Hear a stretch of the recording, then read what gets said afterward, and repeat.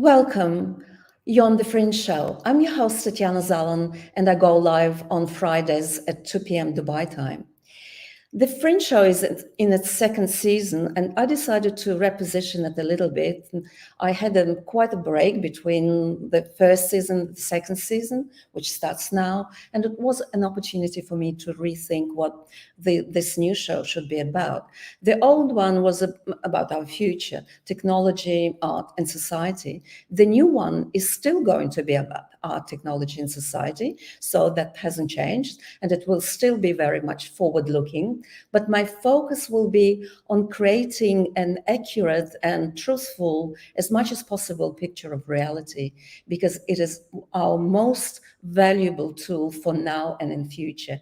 And we actually do live in unprecedented times, as I'm sure you know. So what kind of topics are you going to hear about in this new season? Well, firstly, as always, I'm interested in possible futures for humanity, trends and events, what headwinds and tailwinds we have, what is ahead of us, and what is to expect and what to do about all these trends. Typically, on my shows, I'm not interested in current events because events are the dust of history, to quote one famous historian. But it's more focused on tendencies. And if you understand these tendencies, you won't be confused by events. Another topic that I would like to talk about more, I started sort of doing this in my first season, but not quite prominently, is what I call the matrix. And it's my shorthand for a narrative, a specific manufactured reality that was imposed on us by other people. So I'll talk about what the matrix is, how, by whom, and why this matrix was created, why living in this reality subjects you to enormous personal and business risks, and what can be done to create a new reality. And a really important topic, I think, because the matrix, as I discovered through personal experience, is really at the heart of human suffering. Another topic, how can you become co-creator of your own future? Another one is your life's purpose. Many people are still struggling with it. Why am I here? That's the big question. And this question is ultimately linked to the matrix that we live in. I also want to focus on the infinite power that is within us and just wants to be unleashed. We'll also talk about news developments in science, art, in technology, particularly AI, blockchain, life sciences, as well as some institutional innovations, for example, decentralized governance, which is something that I'm really interested in. And finally, I think that creativity and imagination play a very big role in this new reality that we can co-create. As always, the show will be based on facts and draw on a wide range of research into these issues. I'll draw on psychology and sociology, neuroscience, philosophy, economics, history, art, and technology, and so on. Very often, this information will be coming from sources which are not very easily accessible to the average surfer of the internet. I'll also try to invite guests who are experts in their particular fields, like, for example, artificial intelligence. So who is this new Fringe for? It's always been like fringy, as the name suggests, but more so it's for the special individual, the nonconformist, the critical thinker, a leader and change maker, the rare human that sets himself or herself impossible and impractical goals. And collectively, I refer to these people, the new natural elites, a new breed of people who are fearless and they're prepared to go beyond the common, the ordinary, and the expected. So you, the listener, can be anywhere, anyone who fits this description. You can be an entrepreneur, a business person, an academic, a doctor, an artist, a man or a woman, a child, 15 or 50 years old, doesn't really matter. My goal is to provide you some actionable information and also a set of tools and ultimately frameworks to help you to come up with a picture of reality, manage your own risks, and lead an inspired life. Why is it important to have an accurate picture of what's really going on? Some time ago, that was at the beginning of 2020, David Baker, big history expert, I like to quote him a lot, said that humanity's task in the 2020s and much of the 21st century is simply to survive it. And I want to do here something more than just surviving. I want to inspire you. I want you to make sure you live this purposeful life where we're co-creators of our present and our future. And it's also very important for risk management, your personal and business risk management. If you don't understand these risks, you don't have this accurate picture, then you will make poor decisions and catastrophic mistakes. This very show, and that's the first in season 2, is on two main scenarios for economic growth and technical progress. I decided to make the first couple, or maybe 3 or 4 introductory shows of this of the season a little bit more about the global issues. What are we watching? What's the new global landscape, economic landscape? Sometimes it's, of course, linked to politics, but mainly economic landscapes. So what are these two scenarios? There are two, and they're very much opposing each other. One is we're facing exponential growth, and the other one is we're facing an asymptotic growth. The first is propagandized by Singularity and all those people who are after the fourth industrial revolution, which supposedly is happening, it's not. And the asymptotic scenario is really rarely discussed, and I think that would be something of interest to you. The usual disclaimer before we go into it: the views are my own. They do not represent the views of organizations or employees I'm associated with. The Fringe show is here to inform you, to educate you, to motivate you. Today's show in particular draws on research from Robert Gordon, who is an economist, a very well-known economist from Northwestern University, and Andrei Fursov, he's a historian. So let's have a look at the first scenario: fourth industrial revolution and exponential growth. The people who are most associated with the first one, this scenario, is Ray Kurzweil, and he's popularized the concept of singularity that I'll talk now to you about. The fourth industrial revolution concept is most famously propagandized by Klaus Schwab and the World Economic Forum.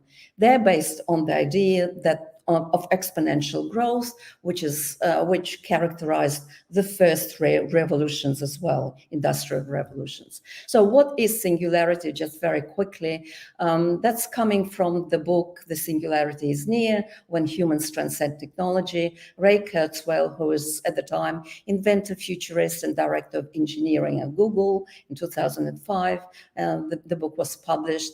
And the idea is that the singularity is a moment in time when machine intelligence surpasses our own intelligence. He describes his law of accelerating returns, which predicts an exponential increase in technologies like computers, genetics, nanotechnology, robotics, and of course, artificial intelligence.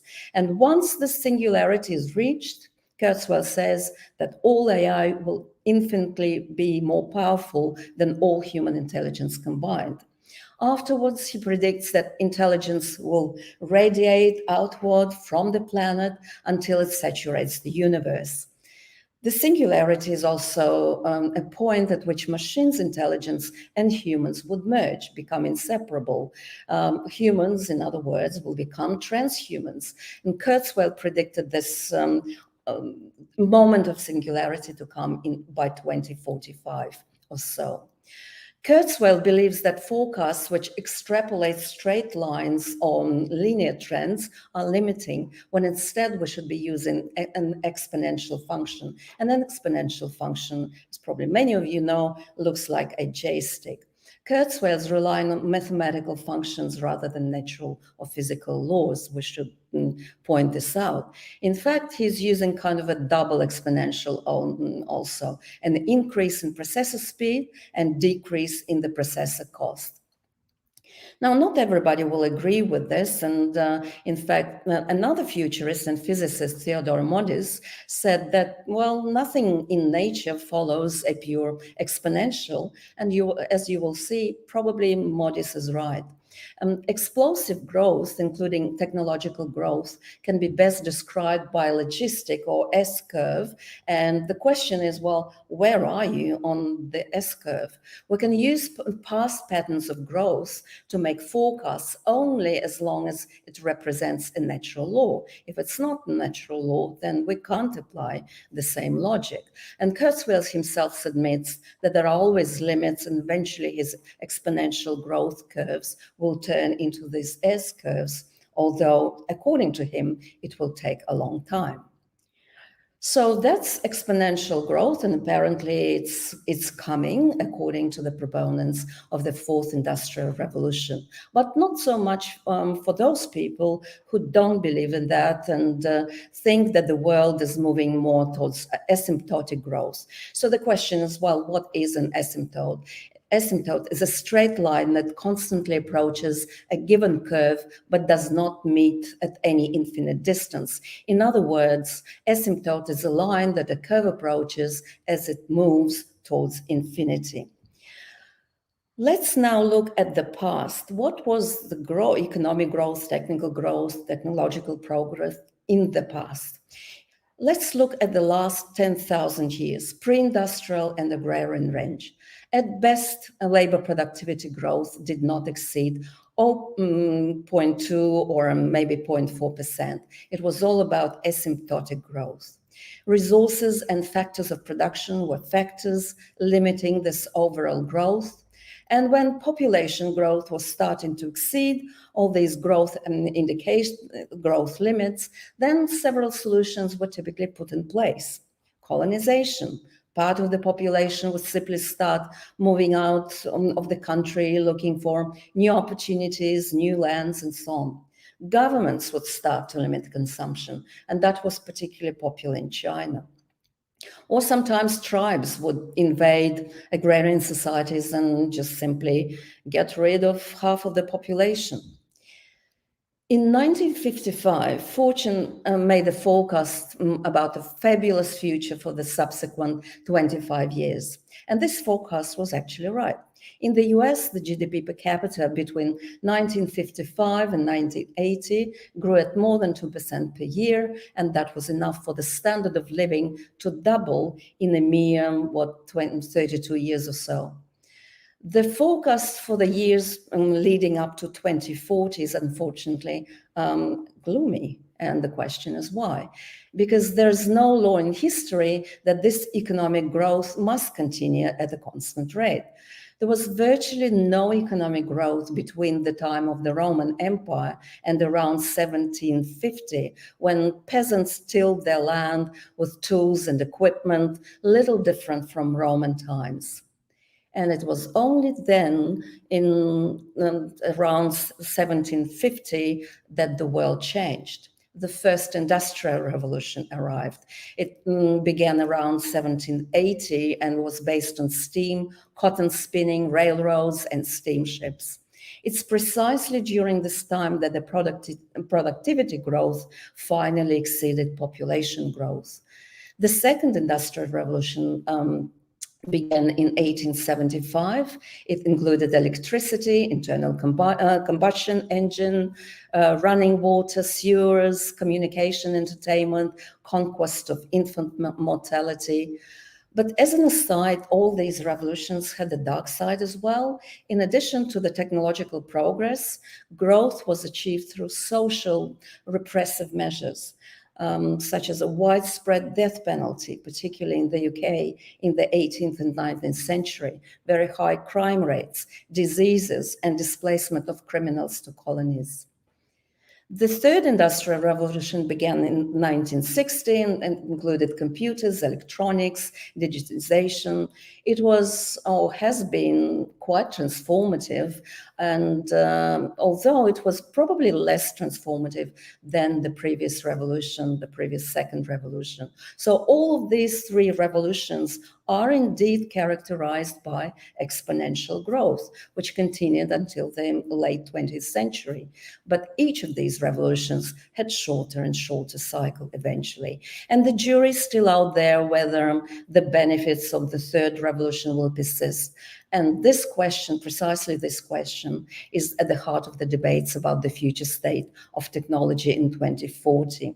This is what data shows us. In the US, which is the current leader, of course, in the Industrial Revolution, the growth has approached 0.2, 0.4%.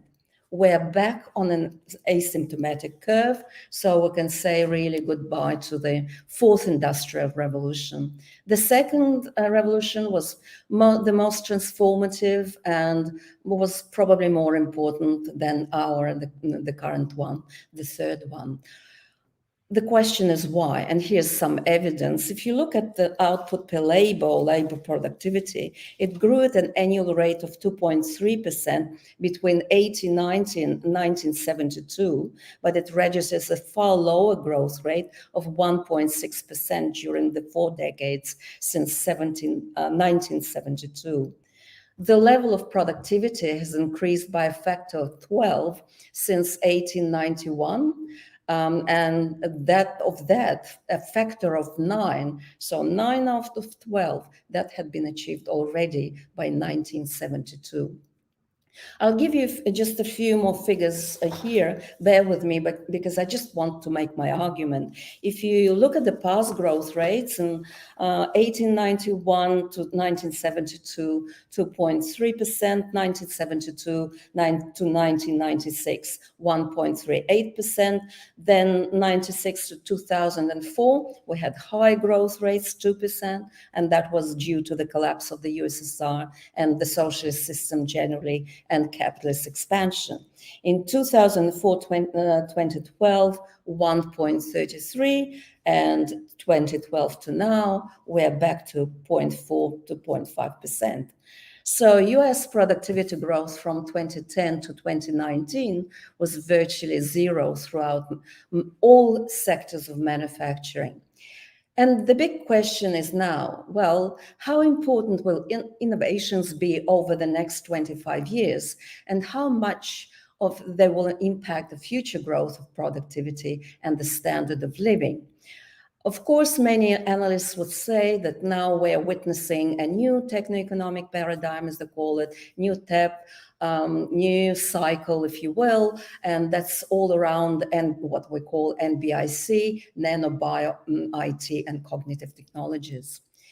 Many analysts actually believe there will be no fourth industrial revolution because industrial revolutions are only possible under the social structure of capitalism. And of course, we know that now we're at the terminal stage of this systemic crisis of capitalism.